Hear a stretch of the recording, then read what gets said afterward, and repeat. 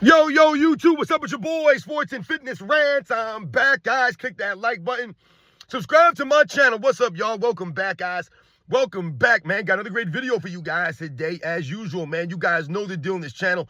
So about setting the record straight, stopping the lies, stopping the narratives, stopping them from rewriting history, guys. And in this video, we're going to talk about this clip that I saw floating around on social media. You may have seen this clip. It's from 2003. LeBron James at Michael Jordan's basketball camp.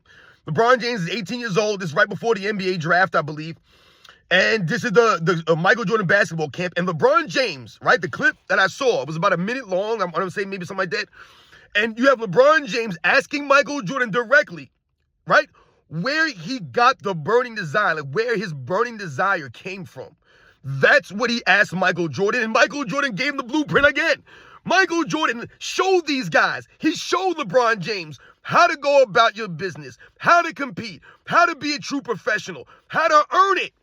And LeBron James still hasn't done it, still hasn't been able to figure it out, even though Michael Jordan gave you the answers.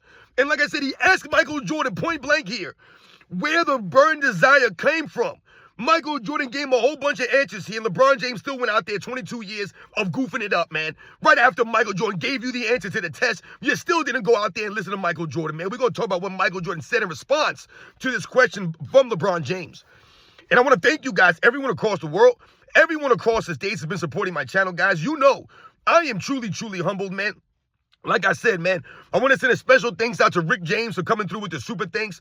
The first person to ever send me a super. Much respect to you, Rick James, a true supporter of my channel for a while now. Like I said, you guys truly, truly humble me by coming through with the super thanks all the time. I want to send a special thanks out to Roland Curtis. I want to send a special thanks out to The Lonely One. I want to send a special thanks out to BTG the Don.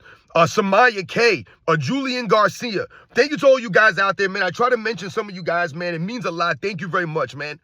And you guys know what to do. Turn the volume all the way up. Hit that play button. Remember, these videos are for educational purposes.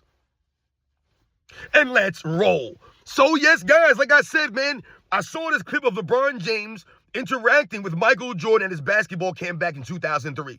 Now, like I said, maybe you guys have seen this video, maybe you haven't, but it's going around on social media right now. I'm not on social media like that, so if I saw it, then you guys probably saw it too. But if you haven't, it's going around, it's making the rounds. It's a 2003 Michael Jordan summer camp, right? This is before the NBA draft for LeBron James. LeBron James, 18 years old. I think I saw Chris Paul at this camp. There was a couple other guys, the NBA prospects at this Michael Jordan camp, right? It's a prestigious camp. You can't just go there. You know what I'm saying? So LeBron James is there. And in the clip that I saw, but said it's about a minute long. And LeBron James asks Michael Jordan straight out, he says, where the burning desire came from. He asks him, why? Where did your burning desire come from? And Michael Jordan gave him a great answer, right? He went in and, he elaborated for like a minute. Michael Jordan went off and explained, once again, giving his feelings, his mindset, his approach to the game. It's the same thing that we just heard him say about the load managing. And how he said, I don't believe that it's necessary or it's needed. And he gave his own statement, his own opinion, his thoughts on how he approached the game, his feelings on load management, and how they played the game when he played. That's what he said. He wasn't trying to get these guys to not load manage. What did Michael Jordan say? If you want to play the game that way, if you don't want to play the game that way, then don't play the game that way. That's fine. I said the same thing. You guys don't want to compete. You don't want to show up to work. You don't want to earn it. That's great. Then you go and do the things you want to do. But then you cannot be compared. You're not going to be worthy enough to be compared to those great players.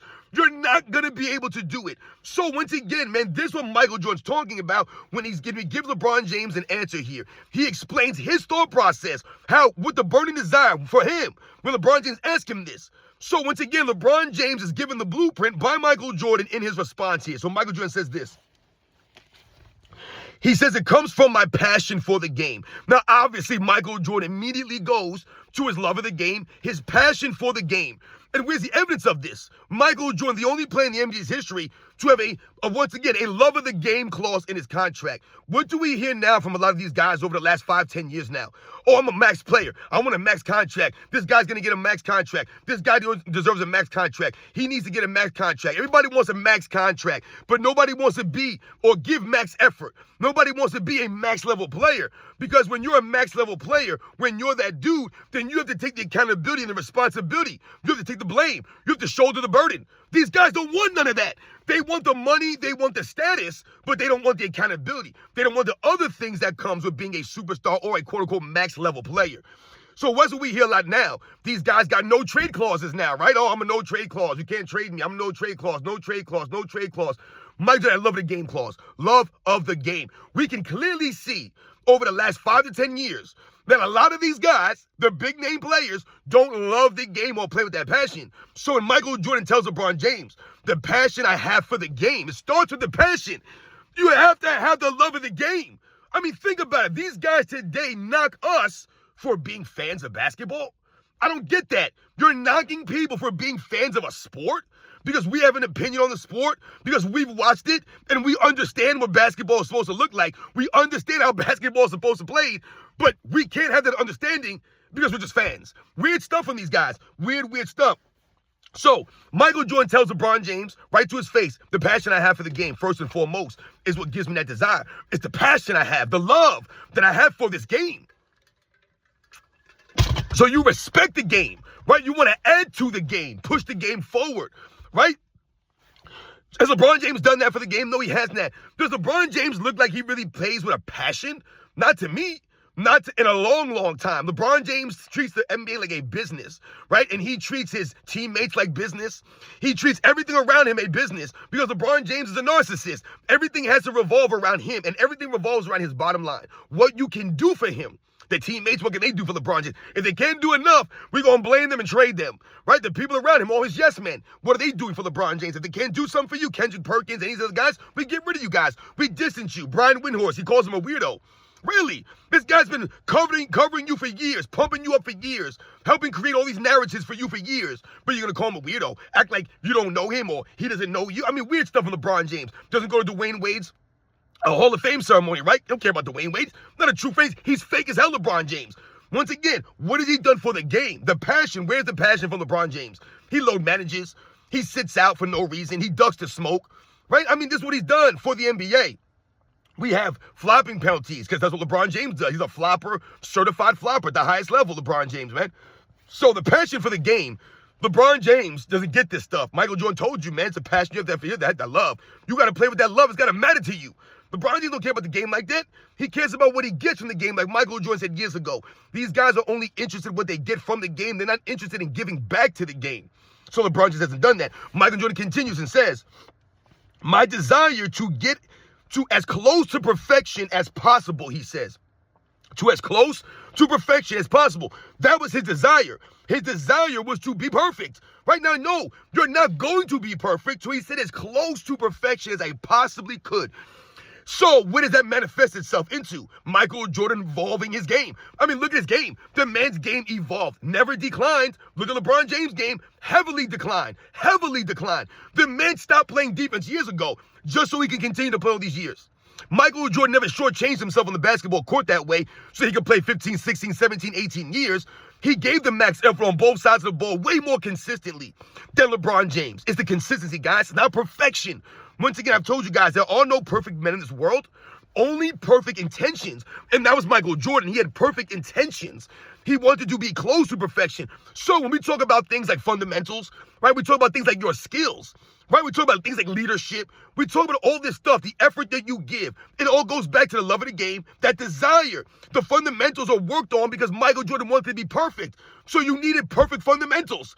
And by all accounts, Michael Jordan was very close to being perfect fundamentally wise. We've heard people say, oh, Michael Jordan, the most fundamentally sound superstar that I've ever seen. For you to have that level of skill, for you to have that level of athleticism, but still work on the fundamentals of the game, is rare. And I've told you guys before, the old saying goes, right? Hard work will beat talent when talent doesn't work hard, right? Michael Jordan had talent, but he worked hard also. You know, sometimes you'll hear Kobe Bryant fans talk about Kobe Bryant's work ethic in relation to Michael Jordan, right? And I've heard Kobe Bryant fans say that Kobe Bryant worked harder than Michael Jordan. And I laugh at that because they'll try to say that as Kobe Bryant being greater than Michael Jordan. They'll say he was greater than Michael Jordan because he had to work harder than Michael Jordan. And yes, that might be true in the sense that Kobe Bryant wasn't as gifted as Michael Jordan physically, right, athletically. He just wasn't as gifted as Michael Jordan. So yes, people say he had to work harder to reach those heights than Michael Jordan did. But let's not act like Michael Jordan didn't work hard here. Michael Jordan, one of the hardest workers of the history of sports. And he is the greatest competitor in the history of sports. So it wasn't like Michael Jordan was immensely talented and, over Kobe Bryant. He was blessed with genetics that Kobe Bryant didn't have, but he didn't work as hard. No, the man worked extremely hard, and so did Kobe Bryant. So we have to understand that Michael Jordan never rests on his laurels. That's what he's talking about, the desire I had to reach perfection. So you're always striving for that because you're never going to reach perfection. So if the bar is perfection, Michael Jordan's chasing perfection and trying to be as close as possible, then what does that do for you? It keeps you striving for something. LeBron James strive for greatness. No, Michael Jordan is striving for perfection. LeBron James is not striving for greatness. Because what we've seen from LeBron James on the basketball court is the complete opposite of greatness. Does greatness make excuses? Does greatness walk off the court early?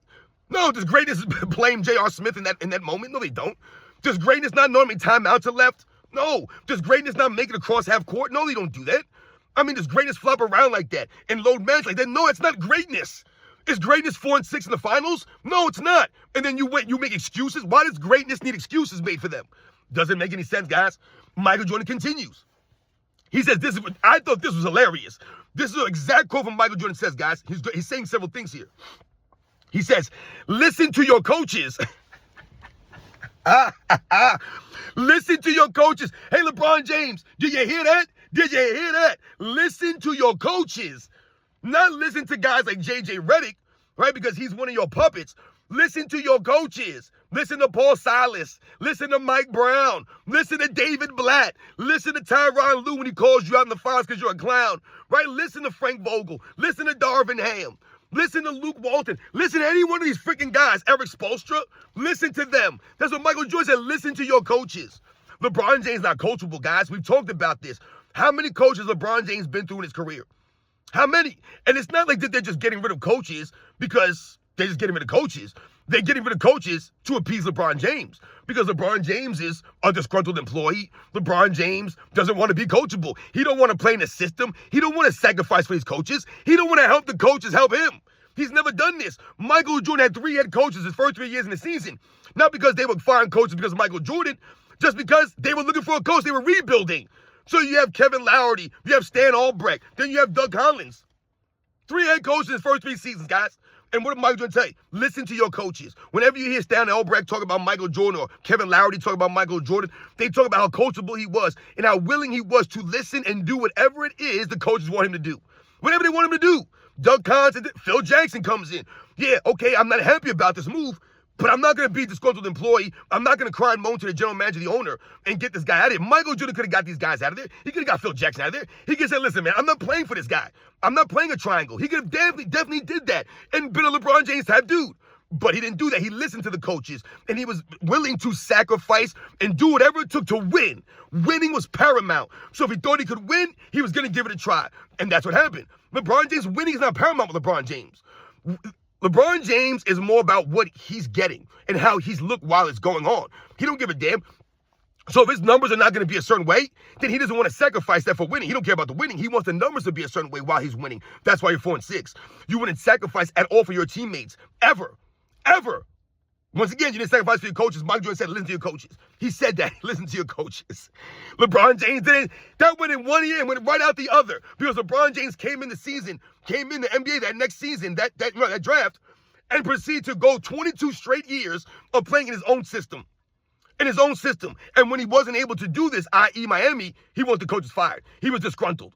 And he leaves. This LeBron James, I'm going to take my ball and I'm going to go home. So he doesn't. Michael Jordan continues. He says this. Work your way up to the top. Work your way up to the top. I know what the bottom looked like. I never wanted to go back there. That's what Michael Jordan said. So he's talking about building yourself up, earning it, right? Listening to your coaches, working your way up to the top, right? And then once you get there, because you've worked your way up there, you earned it the right way. He said, I knew what it looked like on the bottom. And I didn't want to go back there. So once again, the fear of being on the bottom because you were there and you had to work your way up out of there, unlike any other player in the history of the game, Michael Jordan, what he had to do when he first got to the NBA, like I said, 3 head coaches in 3 years, a bunch of players being moved in and off the roster, guys doing all kinds of weird stuff, Michael Jordan being left at the airport. I mean, just all kinds of nonsense. This is what he was dealing with. So he started at the bottom. Remember, I told you guys, Michael Jordan led the Chicago Bulls to the playoffs, right? Those first 3-4 seasons during the course of a rebuild. They were rebuilding the team around Michael Jordan. Coaches moving, players moving, and Michael Jordan still leading these guys to the playoffs. That's how great he was. So once again, Michael Jordan starting at the bottom. The Bulls were trash. They were nobody when he got there. There was no one in the stands. Have you ever heard Michael Jordan talk about how there was no one in the stands when he came to the games? When they first got there was no one showing up, right? And then all of a sudden, Michael Jordan starts to get a name, right? They start to hear Air Jordan. All of a sudden, the stadium's packed. Michael Jordan got the stadiums packed. It ain't been like that ever. He said when he first got there was like 4,000 people coming to the games, man. There was no one there. All the people talk about that, the coaches, the people who work in the stadium, there was no one coming to these games. Michael Jordan comes, all of a sudden, it's packed. Right? Why? Because Michael Jordan's box office like that, man.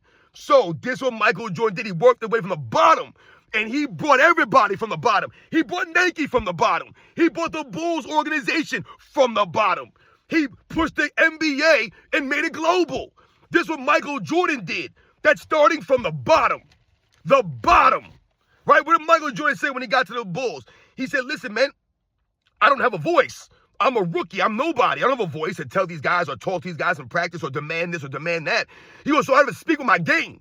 He goes, so in practice, I went after the best players. When I was a rookie, I went after the best guys in practice because all I had was my game to speak. I didn't have a mouth to speak. I didn't have a voice yet. I had to earn it. He said, so I went out there and spoke with my game. That's what Michael Jordan did from the bottom. LeBron James was given things. As soon as he came in the NBA, he was given all this stuff. Michael Jordan had to earn it. LeBron James never started from the bottom like that. Yes, the Cleveland Cavaliers may not have been good when he got there, but he didn't start from the bottom of Nike like Michael Jordan did. Once again, the Cleveland Cavaliers arena wasn't as empty as Chicago Stadium was when he got there. They didn't leave LeBron James at the airport like they left Michael Jordan at the airport, right? 3 head coaches in 3 years. LeBron James not being coachable. That's the facts here. Michael Jordan always sacrificed for the coaches, for the teammates. Never LeBron James. Guy's been shot, jacking, and hogging the ball since day one, man. So Michael Jordan talked about working your way up to the top. Did LeBron James work his way up to the top? Or did LeBron James take a helicopter? Did LeBron James switch teams and join the Miami Heat? Work your way to the top, he says. Earn it. Right? So that you know that feeling. I don't want to go back down to the bottom. I've been there. That's what he's saying. And I worked my way up out of that. Because he was a true professional, a true competitor. So, as you guys can see, Michael Jordan gave LeBron James some great answers here. When he was 18 years old, Michael Jordan gave you the keys. He gave you the blueprint once again. All of these guys out here. And only Kobe Bryant can figure this out. Only Kobe Bryant can understand. It's not just about Michael Jordan's game or playing like Michael Jordan. It's the mindset. It's the way you approach the game that you need to understand. And that's what Kobe Bryant understood, right? So he understood the mentality, the approach, and what it was going to take. It's not going to be easy. Kobe Bryant set the bar that high. Like Michael Jordan says, perfection was the bar for me. No, I'm never going to get there. I'm just going to keep striving for perfection. I'm going to try to be as close to perfection as possible. LeBron James can't shoot free throws. LeBron James can't dribble, still turn the ball over. So has LeBron James worked on perfection?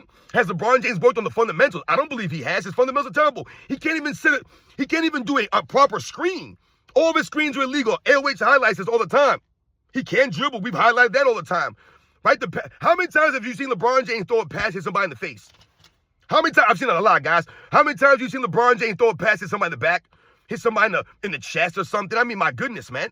He does all the time. LeBron James throw a pass to nobody. Throw a pass off the backboard. You see it regularly from LeBron James, man. So, LeBron James did not work his way to the top. He cheated his way to the top, and he continues to cheat his way. Like he's doing right now in the Lakers, trying to cheat his way to another easy ring, trying to ride the bus to a ring. Weak stuff, man. So shout out to Michael Jordan for answering LeBron James in 2003 when LeBron was 18, and LeBron James asking that question was great. And Michael Jordan gave you the answers. He gave you all this stuff, and you didn't do anything with this. You did nothing with this stuff. You decided to go out there and just take the chalk toss and wear his number? That's what you got from Michael Jordan? The chalk toss and a number? Wow. Wow, wow, and wow. You guys know the deal, man. These are the facts. LeBron James exposed here, asking Michael Jordan where the burning desire came from. And Michael Jordan answering you and giving you all this information here that I just read off. I mean, the clip was a lot longer, but I only saw like a minute and a half or whatever the clip was that I saw and the answers he gave. But you could tell that they were clipping it up. And Michael Jordan was talking to these guys and giving them all kinds of information. And like I said, he talked about the media and how, you should listen to the media because they're going to say things about you that are not true. And how you can use that, he said. That's what Michael Jordan did. He didn't shy away from the media and think, oh, yeah, don't even listen to the media and hide from the media, bury your head in the sand. No, he said, look at this stuff, watch it, listen to it, and then take it and use it as fuel. As fuel, right? These guys today, they don't use it as fuel. They use it to make a victim of themselves. Oh, I'm a victim. The media's talking about me. Oh, Michael Jordan couldn't have played an era where social media and kids were talking about. Stop it. Once again, you're talking about the mentality here of a Michael Jordan. That LeBron James is weak. A lot of these guys are weak mentally, guys. That's the problem here, right? Sticks and stones. They don't understand that. The words do hurt them. You guys know the deal, man. I'll catch you guys on the next one.